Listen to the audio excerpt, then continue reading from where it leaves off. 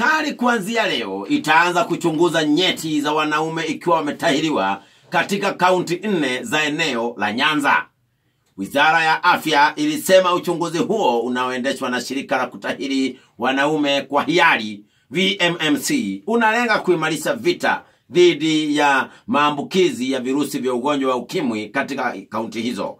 Uchunguzi huo unalenga kufahamu idadi ya wanaume waliotahiriwa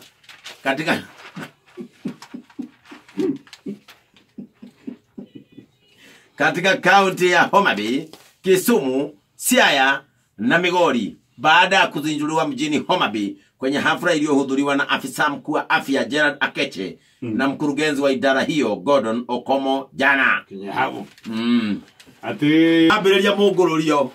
Omothe. Wakorora andu aria matari mangetio. Yabeya kungetia. Na ni rajia census. Mugurulio megwikatia. Mugurulio na igwaru ne kubaini. Ne korona ne kubaini ni amatari angetie. Ne reka bado census. Ya kumenya kaunti-ini icio ri ni andu igana angetie. Yes. Na mebado. Na reru mebado na cio no mafataraini eru muno. Ini. Riu maja huduma namba. Ya miri. Ini. Riu ko ria kwena wagagu.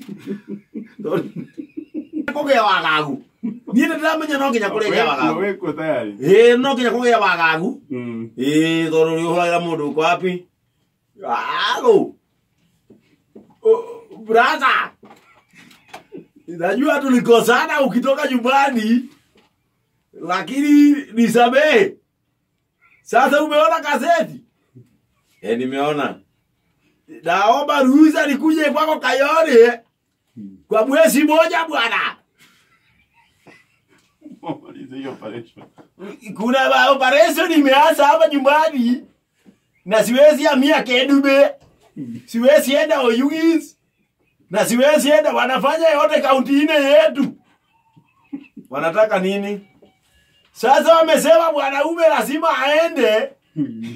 Wanasema tupelekwe. Na unajua sasa hii mambo bwana, mimi nimezeeka bwana, hii mambo kuanza saa hii nasimamisha mipango kadhaa yangu. Ni ukweli ama ni fununu? Unasema ni fununu na zaidi bwana. Nguza wa afisa huku. Unaamua simama. Habari. Hebu tuone. Serikali inataka kuona. Serikali inataka ione, na unajua serikali bwana ikisema ni kuona haiwezi kosa hata kuguza, na unajua iko na mkono mkubwa.